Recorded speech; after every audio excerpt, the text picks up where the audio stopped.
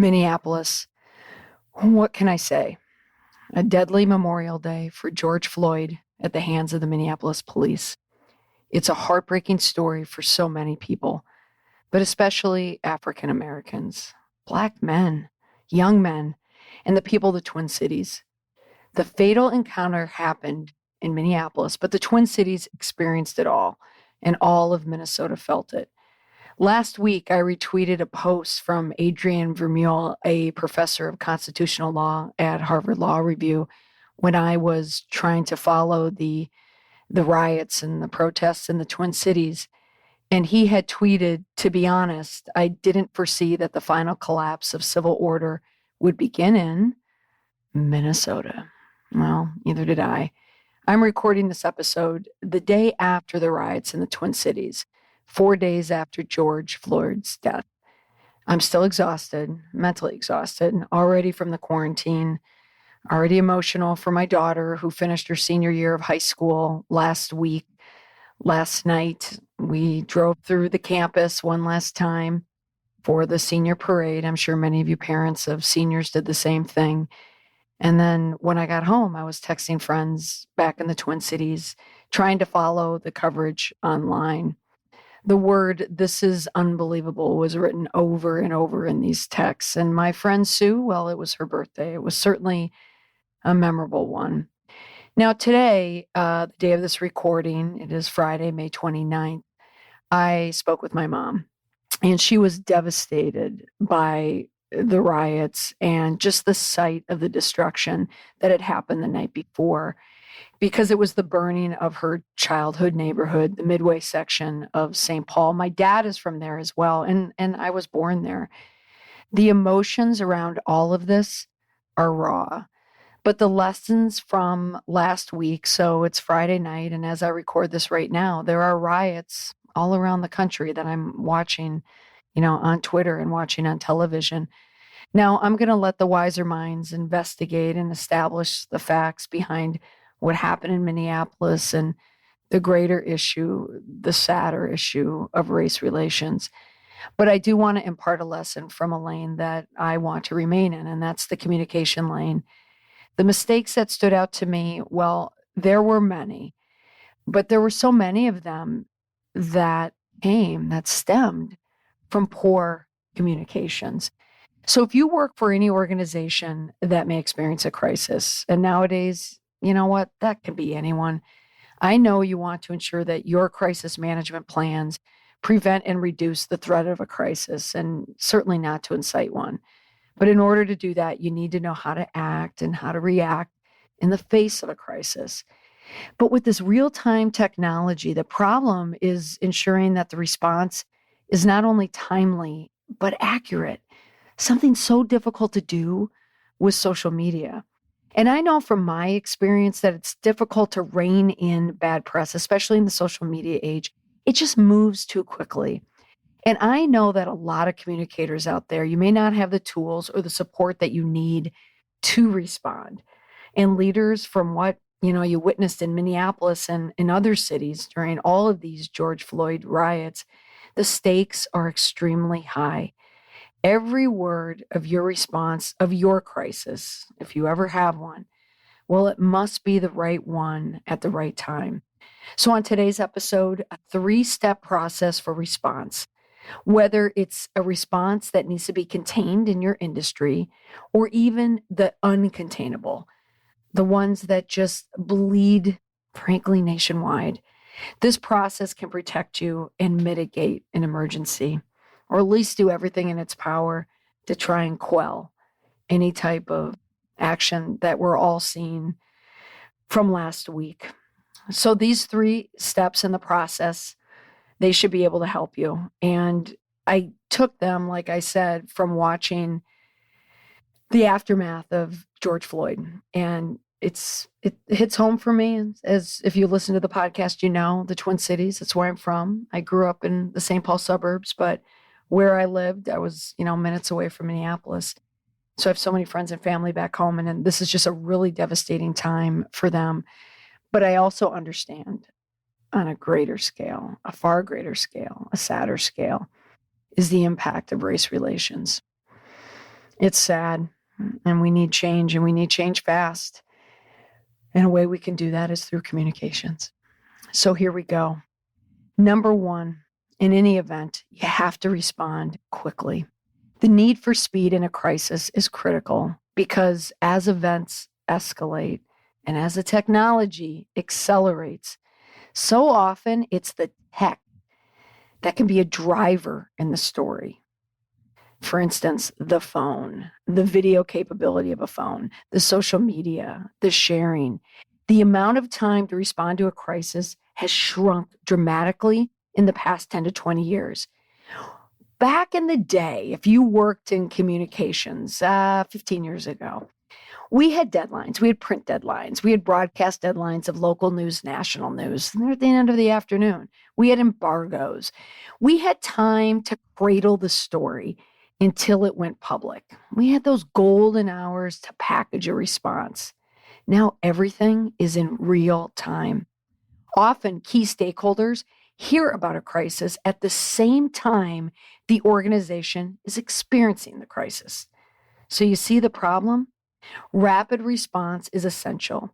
You don't have to dot every I and make sure that every T is crossed, but you do need to get out in front fast. There is a crisis response term called stealing thunder, and researchers have found that organizational managers in their organization are viewed more credible when they report the crisis before the other sources. So this self-reporting essentially steals the thunder from other sources. Now, if the situation does not allow for an immediate response, and in the case of the 4 Minneapolis officers, now at the time, so last night, so again, I'm recording this on Friday, May 29th, my sources back home, my friends who were clued in, they were telling me that the arrest hadn't happened yet because it was a question of, at what point do they make the arrest and by which agency? Also, there was the autopsy report that I'm told needed to show external factors for death. Now, of course, this is just hearsay, and this is what I'm hearing from a source in Minneapolis, but it rings true with me. But in other words, sometimes you cannot have an immediate response because you don't have the answers. And organizations need to make every reasonable effort to respond to questions promptly. Reasonable efforts, because people expect a response. As we saw in Minneapolis, a lot of damage can happen while waiting for official word. And you don't even need to be a communicator to know that the Minneapolis police, they sat. They had a news conference, but they let a lot of dead air go where they did not fill it with any information. And I went to their Facebook page, and on their Facebook page, the pinned post that they had, which was posted in April, was for current information, just head on over to this website, for news releases. And then the last post before that was some innocuous post, from April. I followed the website, went to their page, went to the news section. They did have one release on the incident, and they had one update on that release stating that the FBI was involved. At the bottom of that page had a link to the Facebook page. That's good. Also had a link to their Twitter page. The link was broken, and that was it. That was a dead end. So I'm not sitting in Minneapolis. I'm not working for the press in Minneapolis. But if I wanted more information from the Minneapolis police, if anyone did, there was none to be had. Now, a supplemental story that I'm going to squeeze in here right now. The day after George Floyd's death, something else happened in Minneapolis that blew my mind. There was a venture capitalist who leased office space in a building in Minneapolis. You may have seen this. It popped up on Instagram and therefore the rest of social media. But there was a viral video showing him asking a group of young Black entrepreneurs, not that he would know that, but there were 3 Black workers who were tenants of the building, and they were allowed to use the gym. So they posted the video on an Instagram account. So the man, his name is Tom Austin. I don't feel like I'm doxing him because this is It is a public story, and he did make a comment on it, but he's white, and he told them that he was going to call 911. He was asking them, did they belong there? Who let them in? And he ended up calling the building's property manager instead. But if anyone ever doubts I'm going to opine for a moment here, but if anyone ever doubts the necessity for Black people, Black men, especially young Black men, for the reason why they need to carry phones, the reason why they have to film interactions. Remember just a week ago, Amy Cooper, the Coopers in Central Park with the dog incident, where we had a birder, a Black man, who was filming a woman who was walking her dog off leash. Again, he started filming the interaction, and she, Amy Cooper, a former employee of Franklin Templeton, she called the police and made a false report and said that an African American man was threatening her life. So if anyone ever wonders the plight of an African American male, well, just look at this week in history, the last week in May in 2020, and that should answer your question. Anyway, back to Tom Austin. He called, and naturally, these entrepreneurs, they worked for an internet firm, like I believe a social media marketing firm, and naturally, they posted it. It became a viral news story, and he admitted, to his credit, and I give him credit for that, he said he should have handled it differently. He said in an email, "It was not my job to have done anything," and that's quite true. He ended up losing his lease in the building and also lost his reputation. Now, what was interesting is someone else got tagged into this. So it's very difficult to segment yourself from a crisis if your name happens to come in the crisis. So I had tweeted, naturally, tweeted this Instagram video. And I had, mentioned again that, that these phones, they're used as weapons, and we have to use them, for good, not for bad. Well, a former guest of this podcast, Jules Joy, she responded to my tweet, and she included a link to a blog post that she had written that week, an article, a very good article called "Avoiding the Employee-Fueled Social Media Crisis." I included a link in the show notes. I highly recommend that you read this article. But she had commented about WeWork and their lack of a statement. And she tagged me. Well, a few hours later, there's WeWork, the verified account, releasing their statement and tagging both myself and Julia on their statement. So on May 27th, statement on the incident in a Minneapolis gym on Wednesday, May 26th.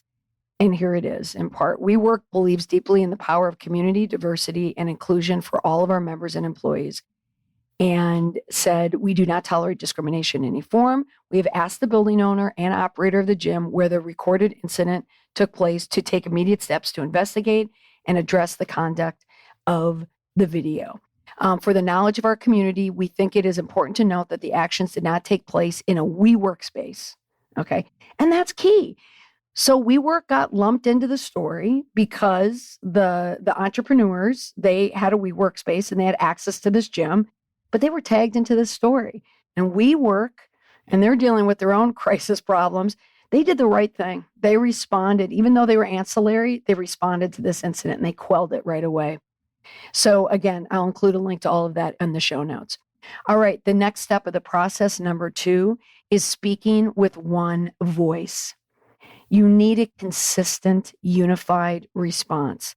Now, this does not mean having one person and only one person as a spokesperson. Speaking with one voice means it's a coordinated effort. You have a primary spokesperson or primary spokespeople, but they are supported by secondary spokespeople or secondary communicators that you'll find on social, or it may come up in a video, or just like the statement that I read from WeWork. You may create a graphic and place it on a Twitter feed or an Instagram feed. So key messages disseminated across all the communication channels. That's what you're looking for. And that's what speaking with one voice means. Your press conference to the tweet, to the statement, to the other social channels. Mapping out your message builds credibility and prevents mistakes and clarifications. Like in the case of Hennepin County Attorney Mike Freeman, He had made a statement on the George Floyd case, and I watched live in real time because you don't see press conferences that much anymore. But my goodness, this past week we saw many, didn't we? So he spoke at a news conference that made news, but not for the reason he wanted. Take a listen. I will say this, that video is graphic and horrific and terrible, and no person should do that. But my job in the end is to prove that he violated a criminal statute. And there is other evidence that does not support a criminal charge. We need to wade through all of that evidence and to come through with a meaningful determination, and we are doing that to the best of our ability.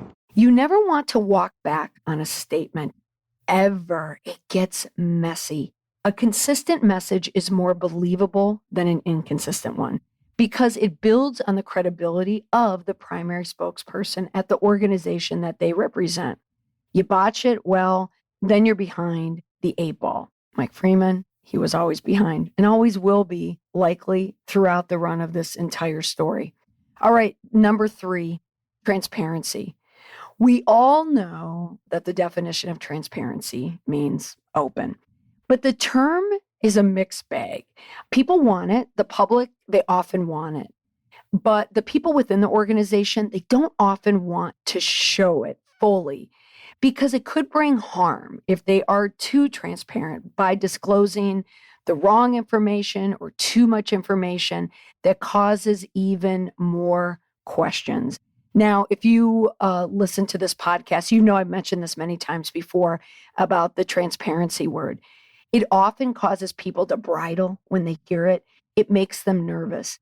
And often what I hear in my work when I talk about transparency, the feedback that I'll hear, the concern is that people will take information, that transparent information, let's say it's not a statement, but maybe it's a form, maybe it's a tax form, maybe it's just information that's posted online. And they feel that that information, when it's in the hands of the public and it's out there without context, that information quickly becomes misinformation. And that's understandable. I understand that fear. However, in the hands of good communicators, you will never have misinformation. There will always be a good communicator to put things into context. That's why transparency isn't just opening the doors and letting people in. It's giving out the information. It's opening the door and putting it outside the door and explaining what everything is. Now, let's break down what transparency means. Well, again, let's go in the threes. I love threes. Transparency means this. 1, it means availability to the media. All right, those are press conferences, statements online, updated statements, video, live video, tweets, posts.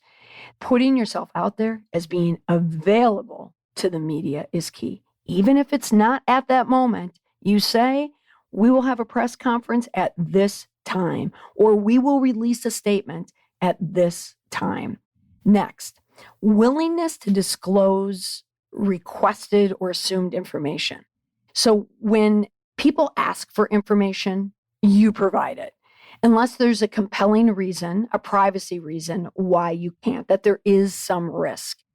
And if you can't put information out there or you're not as willing, you don't want to throw in denials or diminishment like excuses or justifications. It's all about the appearance of willingness. People will give you a grace period. They'll give you room to move if you're willing to help them with the information. Because this is the time where you rebuild and you bolster the posture that you have. Whatever information you're trying to get out there at that moment, the more willing you are to give the information, the better off you'll be. And the last piece for defining transparency, it's honesty. And honesty can sound like, I don't know the answer. If you have a history of being transparent, the foundation of trust has already been established. The press, the public, they're going to give you leeway. But in the case of the Minneapolis police, well, there's history there. So it is no surprise. I don't even live there anymore. And there's no surprise that any of this was happening. But if you have built up goodwill with the press, with your stakeholders, with your customers, your consumers, your members, this transparency piece becomes a lot easier. Okay, so there you have it. The 3-step process for response. The key takeaways: 1, respond quickly in any situation. 2, speak with one voice. Be consistent. You need a unified response. And 3, transparency. Make your message known. Make your response known as quickly as you can. Today, as I record this, it's a very, very difficult week. And I hope not to see it again and think it's on top of the pandemic. And it's just so much for so many people. But my hope is that, of course, everyone learns. And I hope just in this quick episode today that it will help you if your organization is ever struck by a crisis. Hopefully never as bad as the one that we saw in Minneapolis and now throughout the nation. But again, if something does happen, take a moment now to think about your policies, think about your employees, think about how you would respond if something happened within your organization. Are you ready for it? Do you have policies in place to respond from an employee point of view, an internal stakeholder point of view, an external point of view? Do you have a crisis plan? If the last few months have shown us anything, no one has a plan written that said coronavirus, COVID-19 communication plan. Maybe a handful, but not many of us. Some had pandemic plans. The Minneapolis police did not have a George Floyd plan, though many do have a police brutality plan. But as we all hear about it, the term, the new normal, that applies to your policies as well. So make sure you look at all of your policies and look at your crisis plan and make sure that if you have to respond, that you respond in the right way, at the right time, with the right message. That's all for this week on the podcast. Thanks so much for listening. Bye for now.